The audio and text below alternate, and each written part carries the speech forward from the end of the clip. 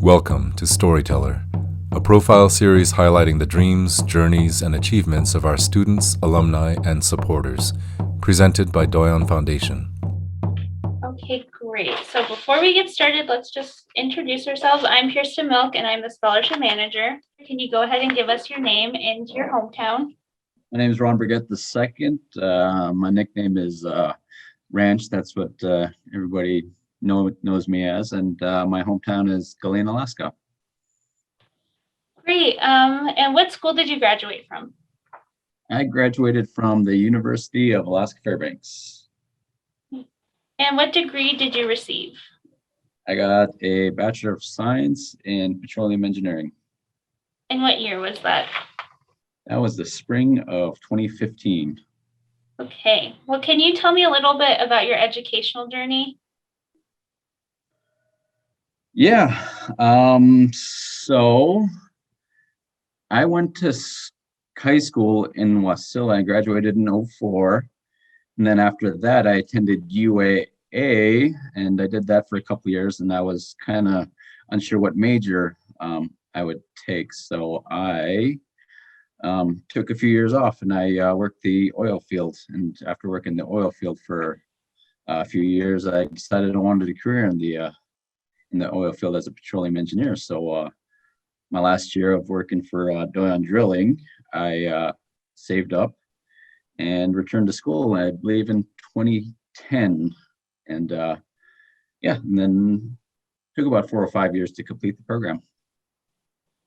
What are you doing now? What do you hope to accomplish through your career or work? So right now, I own a small business in Galena, Alaska. I'm in the heavy equipment construction industry, along with inland water transportation. And right now, I enjoy being home. And what I'm trying to accomplish is just trying to build up my business and make the community better. And it's working out. It's had its ups and downs, but it's been great. What was your biggest challenge you faced during your educational journey? So the biggest challenge would be having to deal in failure. And I can give you an example. So right in the middle of my program, so I'd have been about a junior by then, I had to do an internship.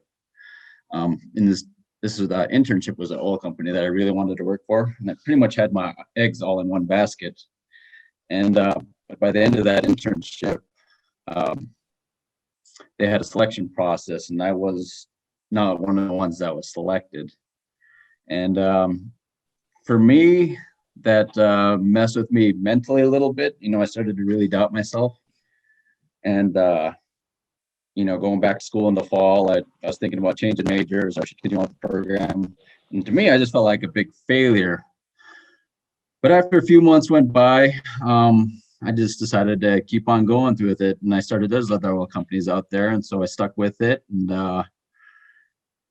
then skip forward 2 years later, I was finishing my program. And then it's funny too, after I was getting close to finishing my program, the price of oil dropped. And so nobody was hiring. And I already had another company I was doing interviews with, and all my interviews were canceled all of a sudden.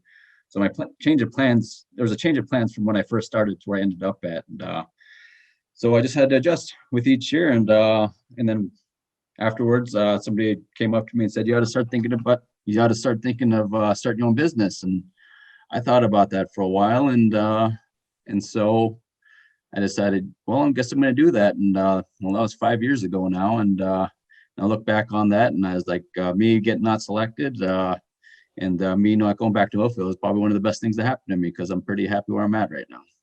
Wow, that's an amazing story. Do you expect to continue your education anytime soon? As of right now, no, but that could always change. You just got to adjust with what's going on, and I could again someday, but as of right now, not for myself. But I always encourage those that want to go to school and better themselves. They definitely got my support, and I think most people should. Apart from school and work, what other activities do you do to involve yourself with your community? So I usually, like I said, I'm in the heavy equipment construction industry, so I'm always trying to better the community. Whether I'm doing like foundations or doing cement slabs, anything like that. So getting rid of old buildings. Give you an example. After the Galena had a big flood in 2013, and the community's still getting cleaned up, and I'm doing what I can to, with what skill sets I have to help better in it, and I find joy in it. And yeah, I gotta admit, I love living home. So. What role does your culture or native language play in your life? So the biggest cultural aspect that that plays a role in my life is just how much people are willing to help one another in a small community like Galena. So whenever I need help, there's always somebody there in Galena that's willing to help me. And I hope people can feel the same way when they need my help. I'm trying to help out as much as I can too. And that's one of the things I really embrace in being a small town like that. I think most communities should be like that. And it definitely, Galena's better off for it. Definitely, I agree. What kind of support did you receive from Doyon Foundation, and how did we help you as a student? So I received a scholarship every semester I went to school, even back in 04 through 06. I was receiving scholarships then. And then when I returned to school, I was receiving scholarships then as well. And it helped me out tremendously. Every piece of funding that you're able to get as a student certainly helps. And I remember going through halfway through semester, and I was down to my last $50, and I was thinking, like, gee, how am I going to finish out the semester? There's 2 months to go still. But it's just one of those challenges you have to figure out, and then you'll figure it out. Where there's a will, there's a way.